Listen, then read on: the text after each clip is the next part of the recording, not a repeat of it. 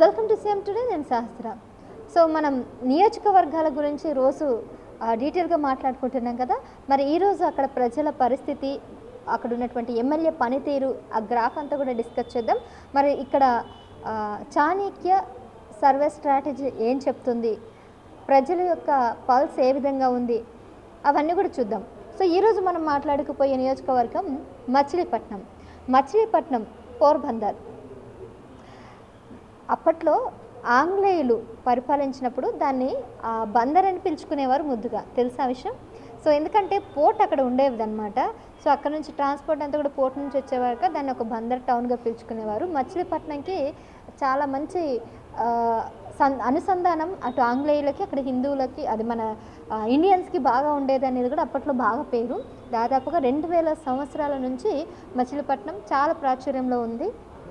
ముఖ్యంగా ప్రింటెడ్ శారీస్కి కూడా పేరుగాంచింది. అలాగే పోర్టుకు సంబంధించి చాలా వాణిజ్యపరమైనటువంటి వ్యాపార లావాదేవీలు కూడా మచిలీపట్నం నుంచి కూడా జరుగుతూ ఉంటాయి. అయితే ఇది 2008లో డీలిమిటేషన్ ఏర్పడినటువంటి నియోజకవర్గము. ఆ తర్వాత దానికి ఇప్పుడు రీసెంట్గా అసెంబ్లీ కూడా రావడం జరిగింది. అసెంబ్లీ నుంచి పోటీ చేసిన వాళ్ళు ఎమ్మెల్యేగా, అలాగే దానికి లోక్సభ కూడా ఉన్నారు. సో లోక్సభ ఎంపీగా ప్రస్తుతం వైసీపీ నుంచి ఉంటే, అసెంబ్లీ నుంచి టీడీపీ పర్సన్ తను రావడం అయితే జరిగింది. అయితే ఎప్పుడు కూడా ఇక్కడ గ్రాఫ్ ఎలా ఉండేదంటే టీడీపీ వర్సెస్ వైఎస్ఆర్సీపీ అన్నట్టు ఇద్దరు వ్యక్తులు, పెద్దగా ఎవరు కూడా ఇందులో ఎక్కువ పోటీగా దిగలేరు. ఒకరు వస్తే టీడీపీ నుంచి, లేదంటే వైఎస్ఆర్సీపీ నుంచి, లేదంటే వైఎస్ఆర్సీపీ నుంచి, లేదంటే టీడీపీ నుంచి. ఇద్దరు వ్యక్తులే గత 20 సంవత్సరాల నుంచి పోటీ పడుతూ ఒక 5 ఏళ్ల పాలనలో వీలుంటే మరొక 5 ఏళ్ల పాలనలో వాళ్ళు ఉంటున్నారు. ఆ విధంగా వాళ్ళిద్దరి మధ్య చాలా గట్టి పోటీ జరిగింది. ఇంతకీ వాళ్ళిద్దరు ఎవరు ఏంటి అనేది ఒకసారి చూద్దాం. సో వైఎస్ఆర్సీపీ నుంచి అయితే పేర్ని నాని, టీడీపీ నుంచి అయితే కొల్లు రవీంద్ర. So Kollu Ravindra versus Perni Nani. 2009లో కొల్లు రవీంద్ర ఎమ్మెల్యేగా ఉండే టీడీపీ నుంచి, తర్వాత మళ్ళీ ఓడిపోవడం జరిగింది. మళ్ళీ 2014లో ఎప్పుడైతే బైఫికేషన్ జరిగిందో అప్పుడు తను పోటీ చేశారు. తర్వాత వైఎస్ఆర్సీపీకి 2019లో మళ్ళీ పేర్ని నాని వచ్చారు. మళ్ళీ ఇప్పుడు 2024లో మళ్ళీ కొల్లు రవీంద్ర వచ్చారు. అప్పుడు మళ్ళీ 2009లో కూడా పేర్ని నాని గెలిచారు. అట్లా అప్ అండ్ డౌన్స్ అనేవి వచ్చాయని చెప్పొచ్చు. ఈ విధంగా వాళ్ళిద్దరు కూడా చాలా గట్టి పోటీ మీద మచిలీపట్నం నుంచి అయితే చాలా సీరియస్గానే పోటీ చేయడం వల్ల అలా వాళ్ళకి ప్రజలైతే పట్టం కట్టారనొచ్చు. మరి ఈసారి మాత్రం 2024 తర్వాత మంచి మెజారిటీతో కొల్లు రవీంద్ర గెలిచారు. అయితే గతంలో కూడా 2014లో కూడా అప్పుడు తను పనిచేశారు. అండ్ ఇప్పుడు కొల్లు రవీంద్ర మంత్రిగా కూడా కొనసాగిస్తున్నారు. కేవలం ఎమ్మెల్యేగా కాకుండా తనకి మంత్రిత్వ శాఖను కూడా అధిష్టానం అప్పగించింది. ముఖ్యంగా ఎక్సైజ్ మినిస్టర్గా పనిచేస్తున్నారు. అలాగే గనుల శాఖ మంత్రి, మిల్స్ అండ్ పన్ను శాఖ మంత్రి, మద్యపాన నియంత్రణకు సంబంధించి కూడా మొత్తం దగ్గరుండి చూసుకునే బాధ్యతలన్నీ కూడా కొల్లు రవీంద్రకి అయితే ప్రభుత్వం అప్పగించింది. మరి ఎమ్మెల్యేగాను ఇటు మంత్రిగాను ఎలా పనిచేస్తున్నారు ఏంటి అనేది ఈరోజు చాణక్య సర్వే స్ట్రాటజీ అయితే మీకు చెప్పబోతుంది. సో మరి ఆ డీటెయిల్స్ చెప్పే ముందు ఒకసారి మచిలీపట్నం యొక్క గ్రాఫ్, అక్కడ ప్రజల ఓటర్లు ఎలా, వాళ్ళ నాడి ఎలా ఉందో ఒకసారి చూద్దాము.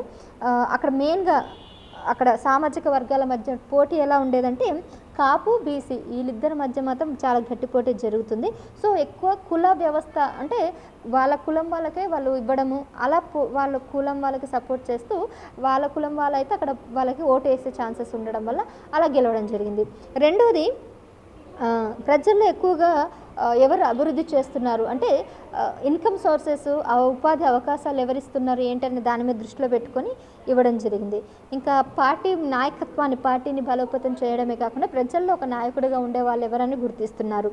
అంతేకాకుండా శ్రమ అనుభవం, పాలన అనుభవం, ఎక్స్పీరియన్స్ కూడా చూసి ప్రజలు ఓటేశారు అనేది కూడా చెప్పొచ్చు.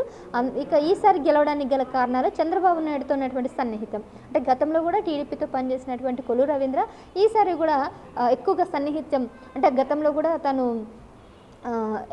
యూత్ ఎంపవర్మెంట్కి సంబంధించి, టెక్నిక్స్, స్కిల్ డెవలప్మెంట్కి సంబంధించి మినిస్టర్గా పనిచేశారు. సో అవన్నీ కూడా చూశారు.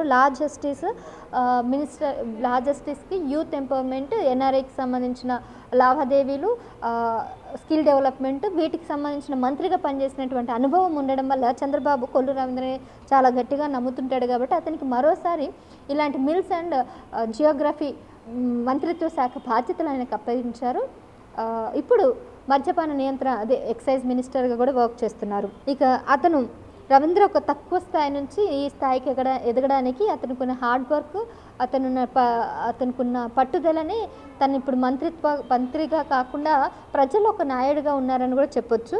ఇంకా అంటే చాలా ఏళ్ళ నుంచి టీడీపీకి తను ఎక్కడ ఏ పార్టీలో అవకాశం వచ్చినా ఏ పార్టీ వాళ్ళు పిలిచినా కూడా వెళ్ళకుండా ఒక నమ్మకస్తుడుగా ఒక విశ్వసనీయమైనటువంటి పాత్రను కలిగి ఉన్నటువంటి నాయకుడు ఎవరైనా ఉన్నారంటే కొల్లు రవీంద్ర అని చెప్పొచ్చు. మరి ఇలాంటి కొల్లు రవీంద్రకి ఇప్పుడు ప్రజలు పట్టం కట్టిన తర్వాత అభివృద్ధి చేస్తున్నాడా లేదా అనేది కూడా ఈరోజు చూద్దాం. అయితే ప్రజల్లో మామూలుగా మచిలీపట్నం ఒక సముద్ర తీరం కాబట్టి అక్కడ పోర్టుకు సంబంధించి ఇంకా జరుగుతూనే ఉంది. ఇప్పటికే డిసెంబర్ 2024-25 నాటికి 43% పోర్ట్ కంప్లీట్ అయింది. 2026 డిసెంబర్కి మిగిలింది మొత్తం కూడా పూర్తి అవుతుందని ఒక ఎస్టిమేషన్ అయితే వేస్తున్నారు. సో దీనివల్ల ఎంఎస్ఎంఈ బాగా డెవలప్ అవుతుంది, చిన్న వ్యాపారులు బాగా అభివృద్ధి చెందుతారని ఒక అంచనా వేస్తుంది అక్కడ ప్రభుత్వం. ఇక కొల్లు రవీంద్ర వర్గాలతో కూడా మంచి సంబంధం కలిగి ఉందని చెప్పొచ్చు. ఎటువంటి పార్షాలిటీ లేకుండా పారదర్శకత కూడా చూపిస్తూ ఉంటారు. వామపక్ష భావజాలం ఉన్నటువంటి కొల్లు రవీంద్ర ప్రజలకి ఎక్కువగా అంటే చిన్న స్థాయి ప్రజలకి, తక్కువ స్థాయి ప్రజలందరికీ కూడా ఎప్పుడు కూడా సపోర్ట్ ఉండడం, మద్దతు ఇవ్వడం చూస్తున్నాము. కొద్దిగా అంటే కొన్ని వర్గాలు అంటే తన సామాజిక వర్గానికే ఎక్కువ సపోర్ట్ ఇస్తున్నారని కొంతమంది ప్రజల్లో అయితే ఒక వ్యతిరేకత అయితే కూడా కనిపిస్తుంది. దానివల్ల కూడా అతను కొన్ని నెగిటివ్ అయితే వస్తుంది. ఇంకా టీడీపీ క్యాడర్ని పట్టి అతను ఎక్కువ తన గురించి కాకుండా టీడీపీ మీద ఎక్కువ సపోర్టివ్గా ఉండడం, టీడీపీని ఎలా పునరుద్ధి చేయాలి ఆ నియోజకవర్గంలో అన్నట్టు కూడా ఆ విధంగా కూడా చూశారు. ఇక దాంతోపాటు వైఎస్ఆర్సీపీ కూడా పేర్ని నానితో కాకుండా పేర్ని కృష్ణమూర్తిని ఈసారి నిలబెట్టింది. ఆయన ఓడిపోయాడు. ప్రస్తుతం అయితే ఎంపీగా ఉన్నటువంటి మరొక వ్యక్తి వైఎస్ఆర్సీపీ నుంచి వల్లభనేని బాలశౌర్య. ఈ వల్లభనేని బాలశౌర్య ఎంపీగా లోక్సభ నుంచి అయితే ప్రస్తుతం ఉన్నారు. ఇటు టీడీపీ నుంచి కొల్లు రవీంద్ర ఉన్నారు.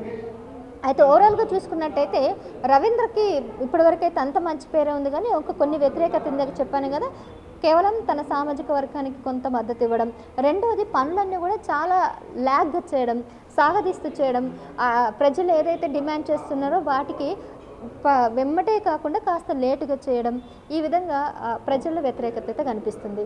ఈ విధంగా ప్రజల్లో ఏమైనా మాకు ఇలాంటి ప్రాబ్లమ్స్ ఉన్నాయని అక్కడికి వెళ్ళి కంప్లైంట్ ఇస్తే చేస్తాం అంటున్నాడే తప్ప చేసి కంప్లీట్ చేయడానికి అయితే చాలా దీర్ఘకాలంగా ఉంది. అంటే ఎక్కువగా మళ్ళీ కలవాల్సి వస్తుంది, మళ్ళీ అతనికి గుర్తు చేయాల్సి వస్తుంది అనే ఆరోపణలు ఉన్నాయి.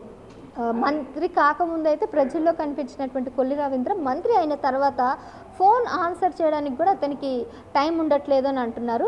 ఏమైనా సమస్యలు వచ్చి ప్రజలు వానికి డైరెక్ట్ ఫోన్ చేసినా, అక్కడ నియోజకవర్గంలో ఉన్న వాళ్ళు అధికారులు ఎవరైనా అతనికి ఫోన్ చేసినా కానీ ఫోన్ ఆన్సర్ చేయకుండా రెస్పాన్స్ కాకుండా ఉన్నారు అన్న ఆరోపణలు అతని మీద ఉన్నాయి. దీనివల్ల గ్రాఫ్ కొద్దిగా అయితే తగ్గిపోతుంది. మరి ఇది కనుక మార్చుకున్నట్లయితే కొల్లు రవీంద్ర ఖచ్చితంగా నెక్స్ట్ ఎలక్షన్లో కూడా గెలిచే ఛాన్సెస్ ఉన్నాయన్నట్టు ఈ సర్వే ప్రకారం అయితే తెలుస్తుంది.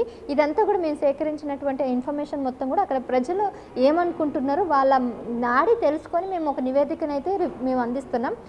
మేము అంచనా వేసింది అయితే ఏమీ లేదు.